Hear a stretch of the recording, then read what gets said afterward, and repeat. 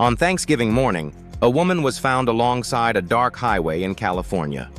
Her story would haunt many. Sherri Papini's name became known. For 22 days, everyone thought she had been kidnapped. She was a mother from Redding, California, who disappeared, leaving her family in turmoil. Initially, it seemed like a tragedy. A regular day turned into a nightmare with a missing wife. Her husband returned home to find her missing. He discovered her phone and earbuds nearby. There were no demands for ransom, no sightings, and no straightforward answers. Search teams formed, including friends, neighbors, police, and volunteers looking for her. As time passed, the fear intensified. Every missing person's case runs on urgency. The family begged for information. The media covered the story, turning it into a national mystery. The public viewed Sherri as a victim, a missing mother who needed help.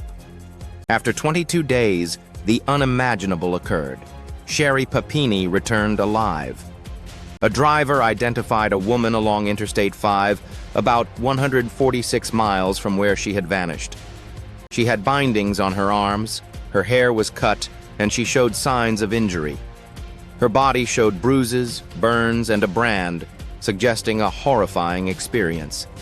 Initially, it appeared clear. A mother had endured something monstrous. However, true crime often shows uncertainty. Many details of this case raised suspicion.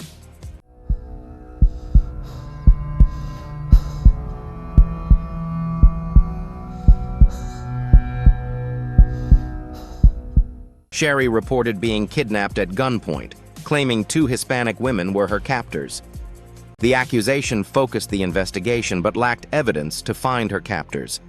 Sketches and descriptions were gathered as the search for her captors persisted. Simultaneously, the public viewed Sherri as a survivor, rescued from an unexplainable nightmare. Her husband questioned her while detectives listened. Sherri expressed fear that police might be involved. This fear created darker implications, suggesting a hidden network or something larger at play. Investigators considered chilling possibilities. If true, there were still dangers lurking. Months turned into years, yet no kidnappers were found. No suspects surfaced, no secret prisons were located, and no abduction rings were confirmed. The investigation continued, with evidence gathered and time on its side. A key piece of evidence was DNA discovered on Sherri's clothing after her return. The DNA did not match her husband. For years, its origin remained a mystery. In 2020, a familial DNA match shifted the investigation, leading to a man from Sherri's past. The man turned out to be a former boyfriend, and his narrative changed the investigation. He claimed Sherri hadn't been kidnapped, but was with him willingly. He stated Sherri contacted him before her disappearance, asking him to pick her up. Investigators found evidence of prepaid phones, indicating secret communications before she went missing. Phone records showed a connection, one line near Sherri's location and another near her ex-boyfriend's. The records revealed communication the day she disappeared, indicating they traveled south together. The narrative shifted from mysterious captors to a premeditated plan that began before her disappearance. Witnesses confirmed Sherri was unrestrained at her ex-boyfriend's home, contradicting her story.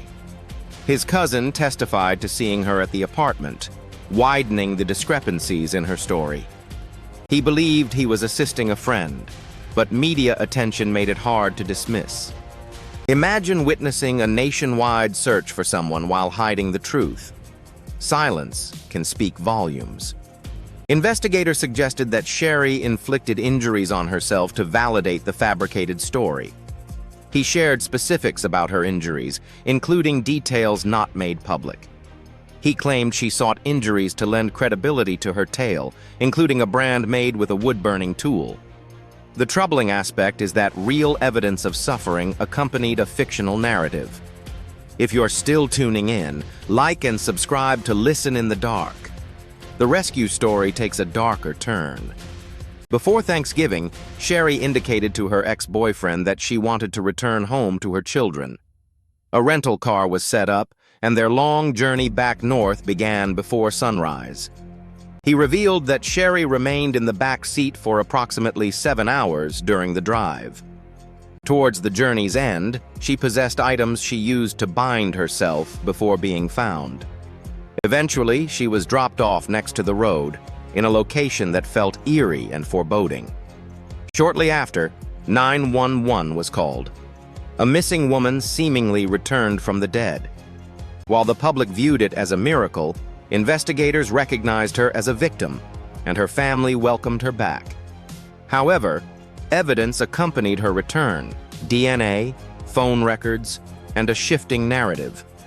In August 2020, investigators confronted Sherri, cautioning her that lying to federal agents was a serious offense.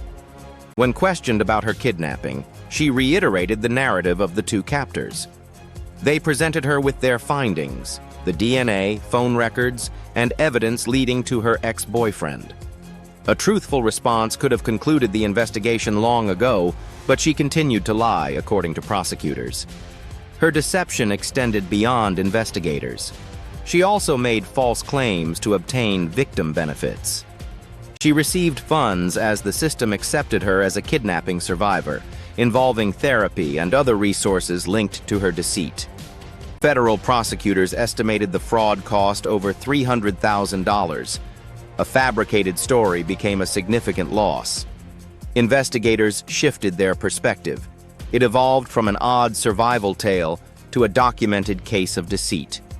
Beyond financial loss, the case inflicted immeasurable damage: fear, time lost, trust eroded, and harm to genuine victims needing belief. In March 2022, Sherri Papini was arrested, transforming her story into a federal criminal case. She faced accusations of lying and mail fraud. The story transitioned from a mystery to a pending confession. In April 2022, she entered a guilty plea, acknowledging her kidnapping tale was fabricated. The once-seen survivor was now revealed as the fabricator of the lie, forcing the nation to reconsider her narrative. In September 2022, she received an 18-month prison sentence, along with supervised release following her time served. She faced a restitution order of $309,902, making the financial impact of her lie undeniable. The emotional toll wasn't clearly documented. Her children lost a version of their mother. Her husband lost the narrative he had believed, searching for a victim only to uncover a deception. The community's trust eroded. Trust is often the first casualty of a fabricated crime against real victims. The Sherri Papini case continues to ignite anger. It wasted resources and borrowed sympathy from genuine victims. The case fostered suspicion towards innocent women of color, illustrating how false accusations cause real harm. For years, many debated how someone could fabricate such a story. That question may be overly simplistic. The deeper inquiry is the duration of a lie amid a desire for neat conclusions: a missing mother, a miraculous return, and a villain. These narratives are familiar and easily digestible. The truth, however, was far uglier and tougher to confront. There were no monstrous kidnappers, no hidden cells, or exposed networks. It was simply a woman who vanished, aided by an ex-boyfriend, and a nation that believed her pain.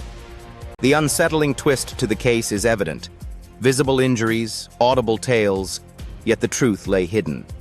Years later, the case reappeared in documentaries, with many seeking an answer to the unanswerable. Why? Was her motive escape, attention, fantasy, control, or a crisis no one else could grasp? The court addressed her actions, but her motive continues to spark debate. This case endures because it prompts reflection on our responses when a victim narrative becomes a performance. Before concluding, share your thoughts in the comments. Is this manipulation, desperation, or something darker? Another difficult question arises: how many genuine victims struggle to gain belief following a public lie? The most lasting impact of the Sherri Papini case may be the residual damage beyond her disappearance or return. She disappeared for 22 days and returned alive, leading many to believe the nightmare had ended. The true conclusion unfolded years later when investigators revealed the kidnapping was not as she portrayed. The alarming aspect is not just the delayed truth, but how many developed their grief based on her lies. If you found this story unsettling, like and subscribe to Listen in the Dark. Some stories persist even after the truth is revealed.